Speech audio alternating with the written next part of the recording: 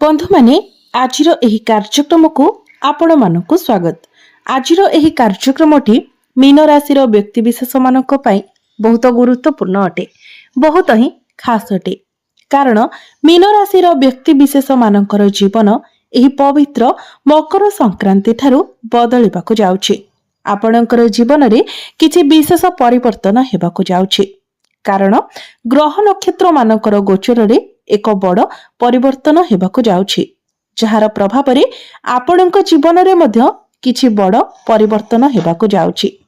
तेबे बंधु माने आपणकर जीवन रे एही मकर संक्रांति ठारू कोन सब परिवर्तन हेबाकु जाउछि, केउ सब क्षेत्र रे आपणकु सफलता मिलिबाकु जाउछि एवं केउ सब क्षेत्र रे आपणकु सतर्कतार आवश्यकता रहिछि, प्रतिकारर आवश्यकता रहिछि, से विषय जानिबा पाई आपण माने भिडियोटी को स्किप न करी शेष पर्यंत निश्चय देखंतु एवं भिडियोटी को लाइक करी चैनल टी को सब्सक्राइब करी दियंतु।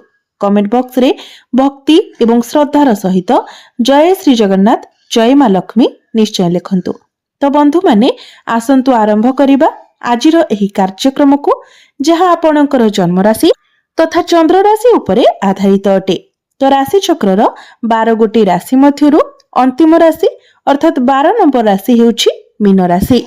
तो मीन राशि राशिधिपति हेउछंती देवगुरु बृहस्पति। गुरु आपणकर चतुर्थ भावरे गोचर करूछंती, बहुत भल स्थिति रे अछंती एवं एही मकर संक्रांति को सूर्य आपणकर दशम भावरु आपणकर एकादश भाव को चलन करिवे। सूर्यंक सहित बुध शुक्र एवं मंगल मध्य आपणकर एकादश भावरे गोचर करिवे। एकादश भावटी को कुंडली रे सर्वोत्तम स्थान बोली माना जाय थाए, कारण एकादश भावटी होई थाए आयर भाव, लाभर भाव, इच्छा पूर्तिर भाव। तो समस्त ग्रह माने अर्थात 4टी ग्रह आपणकर लाभ स्थान रे गोचर करुथिबा हेतु आपणको अनेक क्षेत्ररु लाभ प्राप्ति हेबा पई जाउछि। तो बंधु माने आपणकर स्वास्थ्य एही मकर संक्रांति ठारू बहुत भल रहिबो। पूर्वरु जदि आपणकर स्वास्थ्य रे कोनोसी प्रकारर समस्या थिला तो से सब समस्या दूर होई जिवो। किंतु जेहेतु आपणकर लग्न रे शनि गोचर करूछंती एवं वर्तमान आपणकर राशि रे शनि 7.5 चलीछि, तो आपणकर जन्म कुंडली रे जदि शनिकर स्थिति खराब रही थाए तो आपण टिके मुंड बिंधा, आंठु गंठी व्यथा, अंटारे जंत्रणा, पिठी रे जंत्रणा, थक्कापण भली किछि समस्या अनुभव करि पारंती। जदि एमिति किछि आपण अनुभव करूछंती तो आपण जानि नेबा उचित जे आपणकर कुंडली रे शनिकर स्थिति ठीक नाही। किंतु जदि शनि आपणक कुंडली रे भल स्थिति रे रहिछंती तो आपणकर कोनोसी भी स्वास्थ्य जनित समस्या देखा जिवो नाही। विद्यार्थी मानक कथा जदि कहिबा तो विद्यार्थी मानक पाई मध्य एही मकर संक्रांति परे समय बहुत भल हेबाकु जाउछि। पूर्वरु पाठ पढ़ारे आपणकर आग्रह आसु नथिला, आपणकर माइंड डाइवर्ट हेउथिला, किंतु आपण लक्ष्य करिवे जे एही मकर संक्रांति ठारू आपणकर पाठ पढ़ारे धीरे धीरे आपणको सफलता मिलिबाकु लागिबो। पाठ पढ़ारे आपणकर आग्रह आसीबो, पाठ पढ़ारे आपणकर कंसंट्रेशन बढ़िबो। एहा सहित एही मकर संक्रांति परे जदि आपणकर किछि एग्जाम अछि, कॉम्पिटिटिव एग्जाम अछि, प्रतियोगिता मूलक परीक्षा अछि, कोनोसी सरकारी परीक्षा अछि, तो निश्चित भाबरे सेथिरे आपण उत्तीर्ण हेबे, आपणको शुभ फल प्राप्ति हेबो। एवं पाठ पढ़ा रिलेटेड जदि आपण किछि डिसिजन नेबा पई चाहुछंती तो एही मकर संक्रांति परे आपणक पई समय बहुत भल रहिबो। तो बंधु माने जदि आपण किछि एडमिशन नेबा पई चाहुछंती, किछि फॉर्म फिलअप करबा पई चाहुछंती तो आपण निश्चित भाबरे ताहा करि पारिबे। प्रेम जीवन कथा जदि कहिबा तो प्रेम जीवन मध्य एही मकर संक्रांति ठारू आपणकर भल रहिबो। किंतु जेहेतु शनि आपणकर प्रथम भावरे अछंती तो आपणक मध्यरे टिके जिद्दी स्वभाव रहिबो, तेनु एसबु को आपण एडजस्ट करबा पई चेष्टा करंतु, कंट्रोल करबा पई चेष्टा करंतु।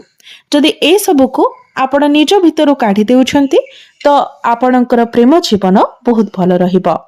वैवाहिक जीवन कथा जदि कहिबा तो वैवाहिक जीवन मध्य आपणकर बहुत भल रहिबो, कारण आपणकर सप्तम भाव वैवाहिक जीवनर अधिपति बुध आपणकर दशम भावरु एकादश भाव को गोचर करिवे।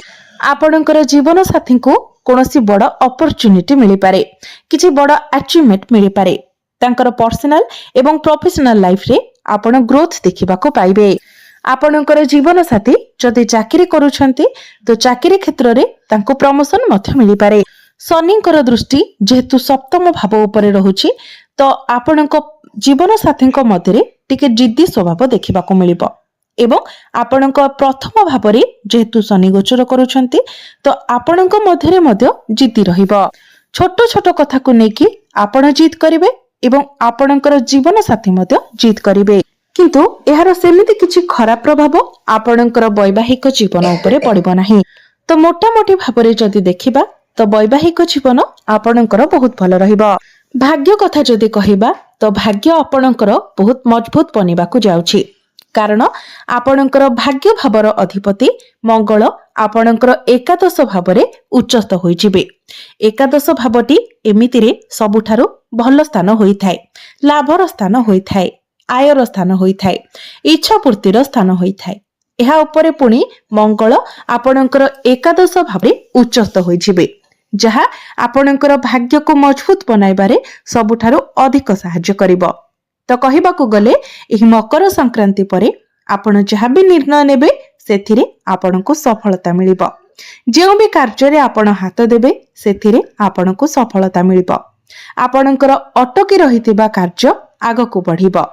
ଏହି ମକର ସଂକ୍ରାନ୍ତି ପରେ ଆପଣ କିଛି ବଡ଼ ଜିନିଷ କିଣିପାରନ୍ତି, କିଛି ବଡ଼ ଡିସିସନ ନେଇପାରନ୍ତି, କୌଣସି କାର୍ଯ୍ୟର ଆପଣ ଆରମ୍ଭ କରିପାରନ୍ତି। ନୂତନ ଜମି, ଭୂମି, ପ୍ରପର୍ଟି ଇତ୍ୟାଦି କିଣିପାରନ୍ତି, ନୂତନ ଗୃହ ନିର୍ମାଣ କରିପାରନ୍ତି କିମ୍ବା ନୂତନ ଯାନବାହନ ଇତ୍ୟାଦି କିଣାକିଣି କରିପାରନ୍ତି। ଆପଣଙ୍କର ଯେଉଁ ଇଚ୍ଛା ଥିଲା ଯାହା ପୂରଣ ହୋଇପାରୁନଥିଲା ଏହି ମକର ସଂକ୍ରାନ୍ତି ପରେ ଆପଣଙ୍କର ମନସ୍କାମନା ପୂର୍ଣ୍ଣ ହେବ, ଆପଣଙ୍କର ଇଚ୍ଛା ପୂର୍ଣ୍ଣ ହେବ। ଭାଗ୍ୟ ବଳରେ ଆପଣ କମ ପରିଶ୍ରମରେ ଅଧିକ ସଫଳତା ପାଇପାରିବେ। କ୍ୟାରିୟର କଥା ଯଦି କହିବା ତ କ୍ୟାରିୟର ମଧ୍ୟ ଆପଣଙ୍କର ବହୁତ ଭଲ ହେବାକୁ ଯାଉଛି, ଯେହେତୁ ଆପଣଙ୍କର ଦଶମ ଭାବ କ୍ୟାରିୟର ଭାବର ଅଧିପତି ଗୁରୁ ଆପଣଙ୍କର ଚତୁର୍ଥ ଭାବରେ ସୁଖ ଭାବରେ ଗୋଚର କରୁଛନ୍ତି ଏବଂ ଗୁରୁଙ୍କର ଦୃଷ୍ଟି ଆପଣଙ୍କର ଦଶମ ଭାବ ଉପରକୁ ହିଁ ରହୁଛି, ତାଙ୍କର ସ୍ୱଗୃହ ଉପରକୁ ରହୁଛି। ତ ନିଶ୍ଚିତ ଭାବରେ କ୍ୟାରିୟରରେ ଆପଣ ବହୁତ ଅଧିକ ଗ୍ରୋ କରିବେ। ଆପଣଙ୍କୁ ଆପଣଙ୍କର କ୍ୟାରିୟରରେ ଖୁସି ମିଳିବ, ସୁଖ ପ୍ରାପ୍ତି ହେବ। ଆପଣଙ୍କୁ ଏହି ମକର ସଂକ୍ରାନ୍ତି ପରେ ନିଜର ଚାକିରି କ୍ଷେତ୍ରରେ ପ୍ରମୋସନ ହେବାର ମଧ୍ୟ ସମ୍ଭାବନା ରହୁଛି ଏବଂ ଯଦି ଆପଣଙ୍କ ନିକଟରେ ଚାକିରି ନାହିଁ ତ ଆପଣଙ୍କୁ ଚାକିରି ମିଳିବାର ମଧ୍ୟ ବହୁତ ଅଧିକ ସମ୍ଭାବନା ରହୁଛି।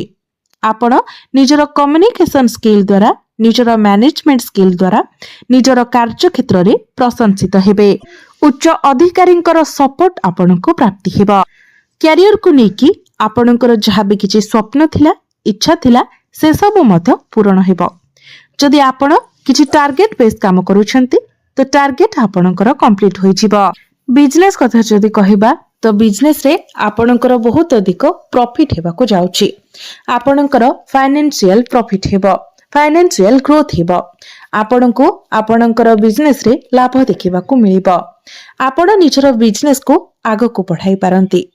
ଯଦି ଆପଣ ନିଜର ବିଜନେସକୁ ନେଇକି କିଛି ବି ଚିନ୍ତା କରୁଥିଲେ, କିଛି ବି ପ୍ଲାନିଂ କରୁଥିଲେ ତ ଆପଣ ନିଶ୍ଚିତ ହୋଇ ଆଗକୁ ବଢ଼ନ୍ତୁ। ବିଜନେସରେ ଆପଣଙ୍କର ଗ୍ରାହକ ବଢ଼ିବେ। ବିଜନେସକୁ ନେଇକି ଆପଣଙ୍କର ଯାହା ବି ସ୍ୱପ୍ନ ଥିଲା ସେସବୁ ମଧ୍ୟ ପୂରଣ ହୋଇଯିବ। ତ ବିଜନେସ ମଧ୍ୟ ଆପଣଙ୍କର ଏହି ମକର ସଂକ୍ରାନ୍ତି ଠାରୁ ବହୁତ ଭଲ ରହିବ। ଆମେ ଯଦି ଦେଖିବା ତ ପ୍ରତ୍ୟେକ କ୍ଷେତ୍ରରେ ପ୍ରାୟତଃ ଆପଣଙ୍କୁ ସଫଳତା ମିଳିବାକୁ ଯାଉଛି। ଆପଣଙ୍କର ସ୍ୱାସ୍ଥ୍ୟରେ ହେଉ, ଶିକ୍ଷାରେ ହେଉ, ପ୍ରେମ ଜୀବନରେ ହେଉ, ବୈବାହିକ ଜୀବନରେ ହେଉ, ଭାଗ୍ୟକୁ ନେଇକି ହେଉ, ଆପଣଙ୍କର କ୍ୟାରିୟରକୁ ନେଇକି ହେଉ କିମ୍ବା ବ୍ୟାପାର ବାଣିଜ୍ୟକୁ ନେଇକି ହେଉ, ପ୍ରତ୍ୟେକ କ୍ଷେତ୍ରରେ ଆପଣଙ୍କୁ ସଫଳତା ମିଳିବାକୁ ଯାଉଛି। ତେବେ ଅଧିକ ଶୁଭ ଫଳ ପ୍ରାପ୍ତି କରିବା ପାଇଁ ଆପଣ ପ୍ରତ୍ୟେକ ଦିନ ହନୁମାନ ଚାଳିଶାର ପାଠ କରନ୍ତୁ।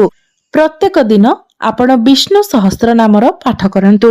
ପ୍ରତ୍ୟେକ ଦିନ ଗୁରୁଙ୍କର ବୀଜ ମନ୍ତ୍ର 108 ଥର ଜପ କରନ୍ତୁ।